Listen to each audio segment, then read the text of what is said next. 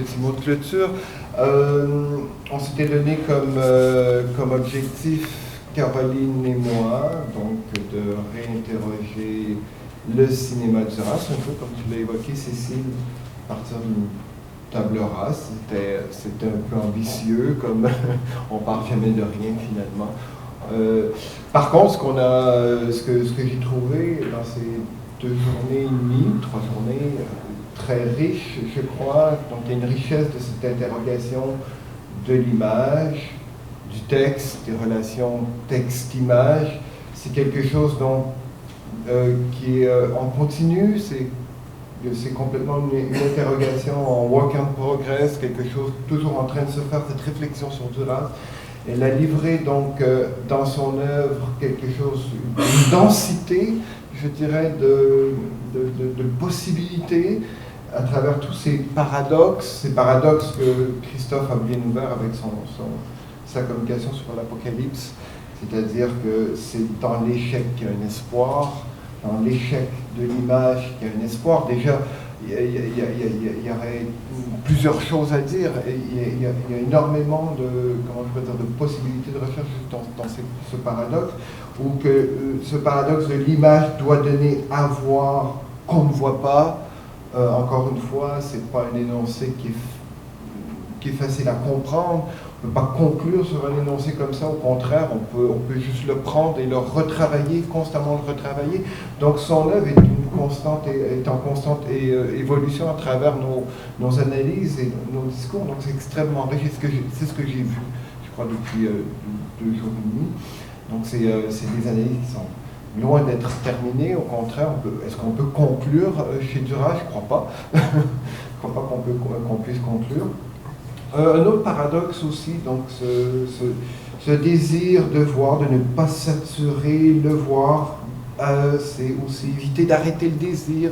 Donc il y a quelque chose aussi du désir, qu'on le veuille ou non, on désire beaucoup avec Duras, à mon avis, et c'est ce qui se voit aussi à travers nos analyses, ce désir de comprendre, mais qui n'aboutira jamais, d'une certaine manière. Donc cette série de paradoxes sur l'image, série de paradoxes sur le regard, série de paradoxes sur la perception, série de paradoxes aussi sur l'art. On a développé un peu avec Dominique la question, donc son rapport avec l'art, qui n'est pas tout à fait bien défini. Avec Jean Clédé, on a développé aussi ce lien avec le cinéma, qui n'est pas tout à fait bien défini.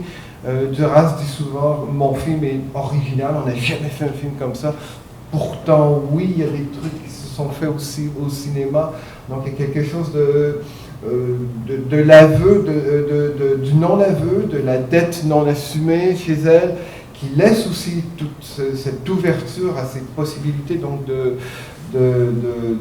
d'analyser des liens entre son cinéma, le théâtre, l'art, etc., etc. Donc toutes ces possibilités sont encore ouvertes. Donc richesse de l'œuvre, toutes ces potentialités qui est au creux de son œuvre et qu'on essaie comme ça d'essayer de faire remonter, d'essayer de trouver. Donc quelque chose qui n'est pas terminé finalement, qui est au début. Et dans cette idée, cet objectif qu'on a en commun de revenir à cette table rase et repartir à nouveau, je crois que c'est un cheminement qui est toujours à refaire dès qu'on se confronte à l'œuvre, constamment à refaire.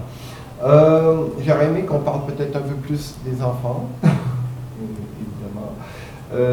J'aurais aimé aussi qu'on aborde les questions d'image mentale. Hier, Catherine a évoqué plutôt la gestion d'image mentale, la gestion.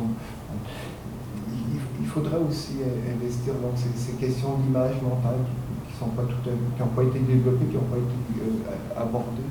Je crois que ce serait bien aussi de pouvoir continuer à développer dans ce sens, parce qu'elle dit aussi que la vie est un film, la vie est photographique.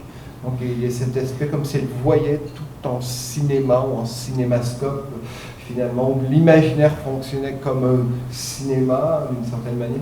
Ça me fait penser un peu à dans Jour de souffrance,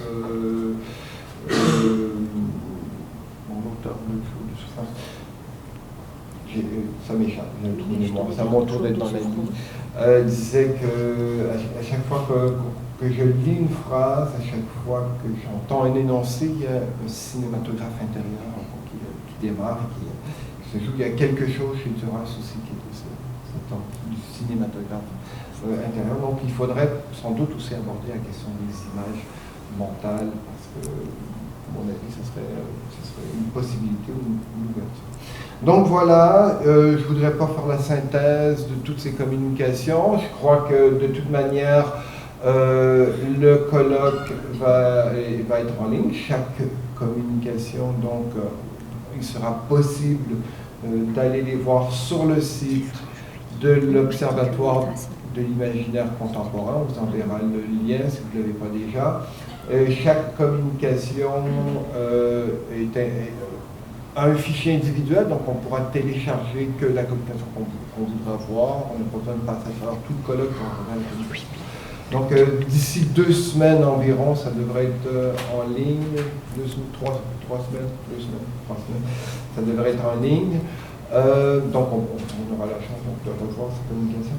Et aussi, on a prévu une publication des actes de colloque dans la collection que dirige Christophe aux éditions Peterland, la collection Marguerite Duras.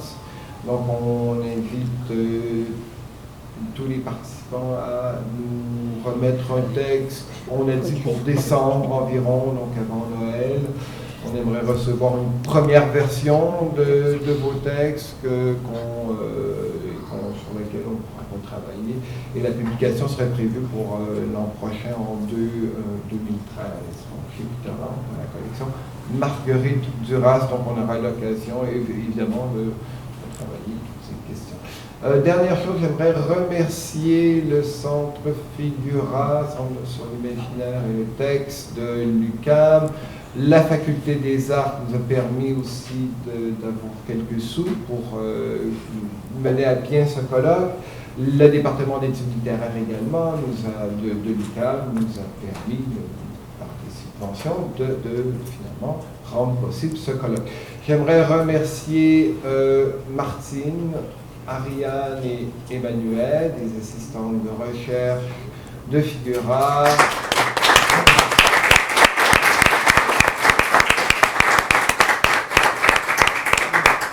Et un peu plus dans l'ombre, Alice et Bronia, qui sont les coordonnatrices de Figura et d'Éric. Sans elles, l'organisation du colloque aurait été impossible. Voilà, merci à tous et à toutes de votre présence et j'espère qu'on se reverra prochainement. Merci.